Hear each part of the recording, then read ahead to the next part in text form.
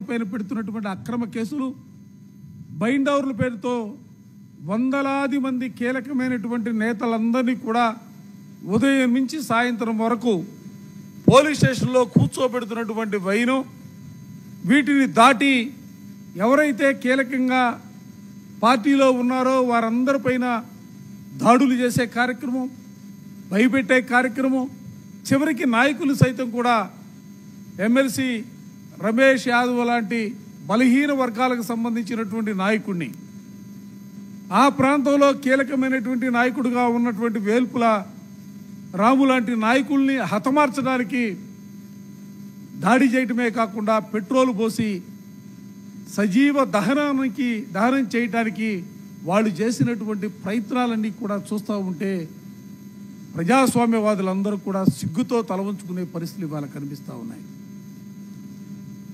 అందుకే వైఎస్ఆర్ కాంగ్రెస్ పార్టీగా ఎన్నికల ప్రక్రియ ప్రారంభమైన రోజు నుంచి ఎలక్షన్ కమిషన్ మెట్లు ఎక్కుతూ ఉన్నాం, దిగుతూ ఉన్నాం.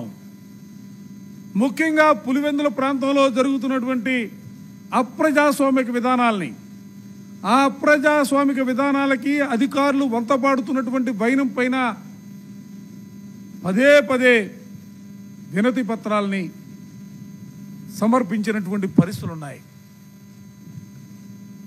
2 రోజుల నుంచి కమిషనర్ గారిని కలవాలని ప్రయత్నం చేస్తే కమిషనర్ గారు అందుబాటులో లేరు. ఇవాళ ఆఫీసులో ఉన్నారని తెలుసుకుని న్యాయవాద మిత్రులందరితో కూడా కలిసి, ఎందుకంటే చట్టాన్ని అతిక్రమించి ముందుకు సాగుతున్నటువంటి పరిస్థితుల్లో చట్టం గురించి చెప్పాలనే ఆలోచనతో ఈరోజు న్యాయవాద మిత్రులతో కలిసి కమిషనర్ గారికి కలిసాం. కమిషనర్ గారికి చెప్పాం, మేము మీకు వినతి పత్రాలు ఇస్తున్నామే తప్ప దానికి ప్రతిఫలం క్షేత్రస్థాయిలో కనబడట్లేదు. మేము ఇచ్చినటువంటి ప్రతి వినతి పత్రాన్ని మీరు కిందకు పంపిస్తున్నారు, బాగానే ఉంది, కానీ అక్కడ దానిపైన స్పందించే అధికారులు కరువయ్యారు. దీనిపైన మీరు కఠినంగా ఉండాలా. మేమేదో మాకు అనుకూలంగా పనిచేయమని మేము కోరటం లేదు, ప్రజాస్వామ్యాన్ని పరిరక్షించమని చెప్పి మిమ్మల్ని అడుగుతా ఉన్నాం. ఎన్నికల కమిషన్ పోస్ట్ ఆఫీస్ మాదిరిగా ఉండకూడదు. ఎలక్షన్ కమిషన్ గతంలో విన్నాం, శేషన్ గారు అని చెప్పి ఆయన గురించి కథలుగా చెప్పుకున్నటువంటి పరిస్థితులు ఉన్నాయి. ఇవాళ అదే రకమైనటువంటి రీతిలో ఆంధ్రప్రదేశ్ సంబంధించినటువంటి రాష్ట్ర ఎన్నికల కమిషనర్ గారు అయినటువంటి తమరు కూడా ఆ విధమైనటువంటి మీకున్నటువంటి విస్తృతమైనటువంటి అధికారాలతో నిష్పక్షపాతంగా ఎన్నికలు జరిపించాలని చెప్పి మేము వారిని కోరాం. అదే సందర్భంలో ఎందుకంటే పోలీస్ అధికారులు పెడుతున్నటువంటి అక్రమ కేసులపైన, దాంతోపాటుగా తెలుగుదేశం నాయకులు కడప జిల్లాలో ఉన్నటువంటి అనేక నియోజకవర్గాలకు సంబంధించినటువంటి వాళ్ళ కార్యకర్తలు, నాయకులు ఇప్పటికే పులివెందులో తిష్టవేశారు. పక్క జిల్లాల నుంచి వస్తూ ఉన్నారు. వారిని అడ్డుకోవడానికి కనీసం ఎక్కడా కూడా అధికారులు ప్రయత్నం చేయట్లేదు. వాళ్ళని అడ్డుకోవాలా?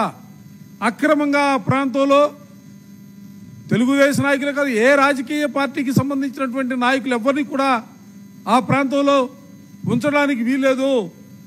వారందరినీ కూడా బయటికి పంపించే కార్యక్రమాన్ని చేయాలని చెప్పి వారిని కోరటం జరిగింది. దాంతోపాటుగా అతి ముఖ్యమైనటువంటి, ఎందుకంటే ఇవాళ పోలింగ్ బూతులు మార్చారు. అసలు చాలా ఆశ్చర్యం కలిగింది. వారితో చెప్పాం, ప్రజాప్రతినిధుల ప్రాతినిధ్య చట్టం 1951 ప్రకారం సెక్షన్ 25లో చాలా స్పష్టంగా చెప్తూ ఉంటుంది చట్టం. ఎందుకంటే ఓటర్ల చేర్పులకి, తీసివేతలకు సంబంధించి కానీ, లేకపోతే పోలింగ్ కేంద్రాల మార్పులకు సంబంధించి కానీ ముందు నోటిఫికేషన్ ఇవ్వాలా, ఓటర్ల నుంచి అభ్యంతరాలు తీసుకోవాలా, దాంతోపాటుగా గుర్తింపు పొందినటువంటి రాజకీయ పార్టీలతో అఖిలపక్ష సమావేశం ఏర్పాటు చేయాలా, ఆ సమావేశంలో రాజకీయ పార్టీల అభిప్రాయాలు తెలుసుకోవాలా, ఆ తరువాత మాత్రమే ఈ మార్పులకి చేర్పులకి అవకాశం ఉంటుంది.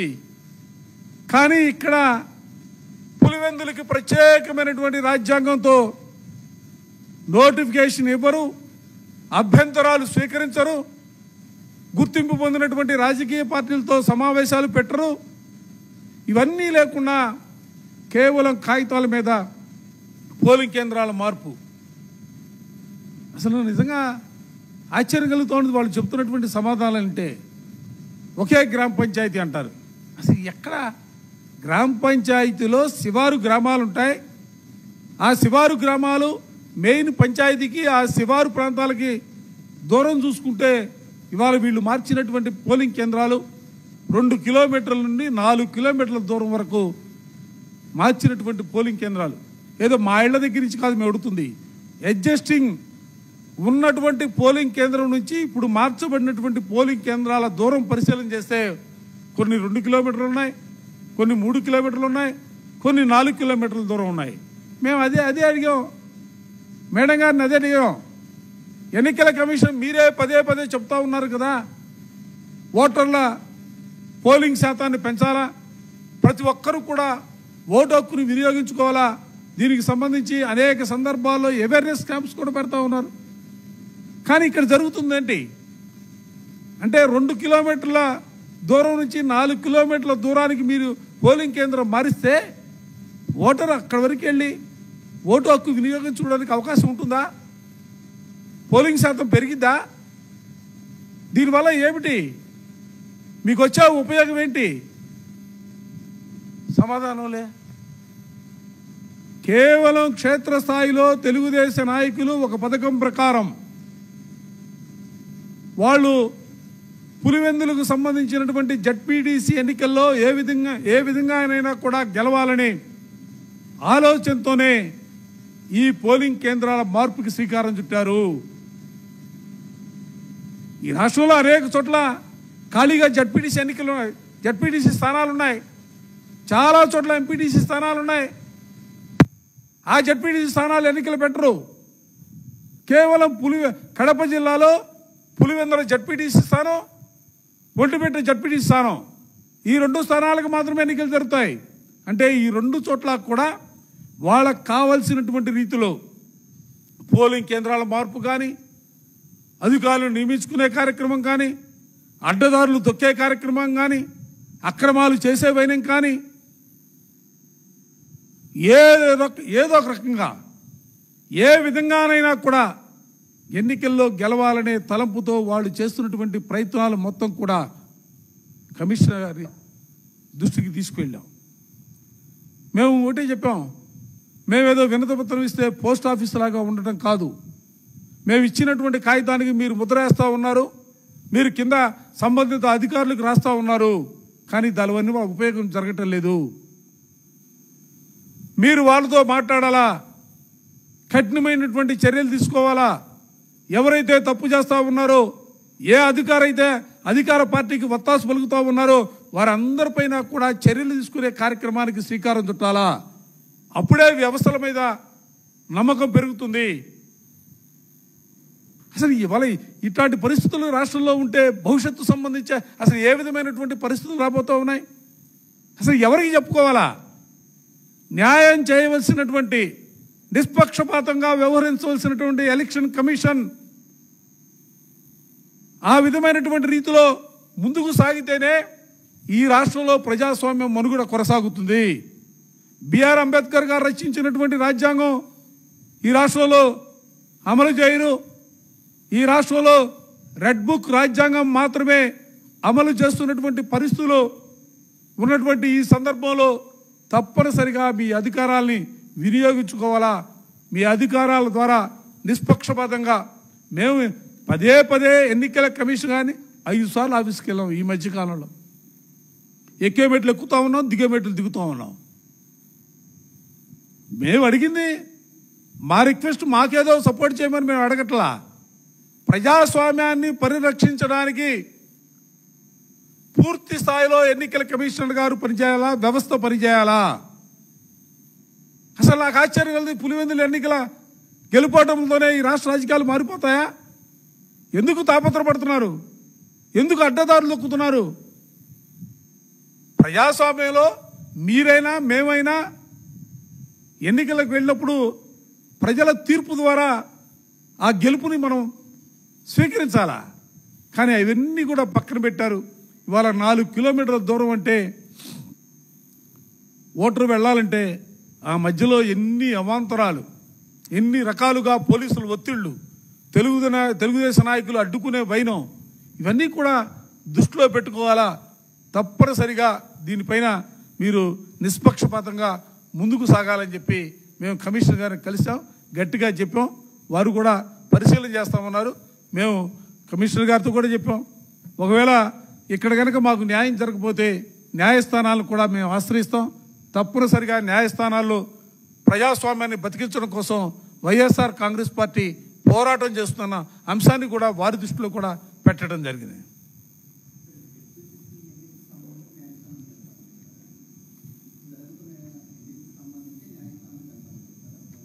ఎస్ ఎస్ ఎస్ ఎందుకంటే అసలు ఎన్నికల్ని సమీక్షించి ఎన్నికలు నిష్పక్షపాతంగా నిర్వహించాల్సింది ఎన్నికల కమిషన్. అటువంటి ఎన్నికల కమిషన్ గారి దగ్గరికి వెళ్ళి మా బాధ, మా గోడు, అక్కడ జరుగుతున్నటువంటి అప్రజాస్వామిక విధానాలు, తెలుగుదేశం పార్టీల అక్రమాలు, అడ్డగోలు వైనం పైన విపులీకరణ చెప్పాం, పరిశీలన చేయమని చెప్పాం. ఇండిపెండెంట్గా మీకున్నటువంటి వ్యవస్థల్లో అక్కడి నుంచి ఇన్ఫర్మేషన్ తెప్పించుకోమని చెప్తా ఉన్నాం. మేము చెబుతున్నటువంటి వైనాన్ని మాత్రమే మీరు నమ్మొద్దు.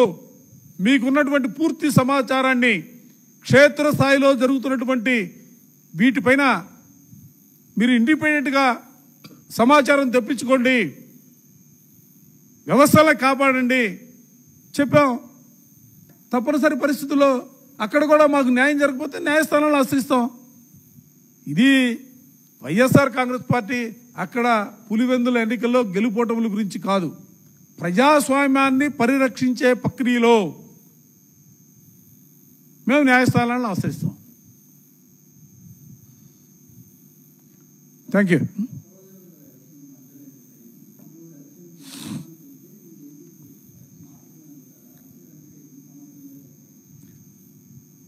ఎన్నికలు నిష్పక్షపాతంగా నిర్వహించాలనేది మా డిమాండ్. దాంతోపాటుగా ఈ పోలింగుల బూతుల వ్యవహారం, అధికారులు అక్రమంగా వాళ్ళు వ్యవహరిస్తున్నటువంటి తీరు, Telugu law and order law and order అనేది పూర్తిగా గాలికి వదిలేశారు.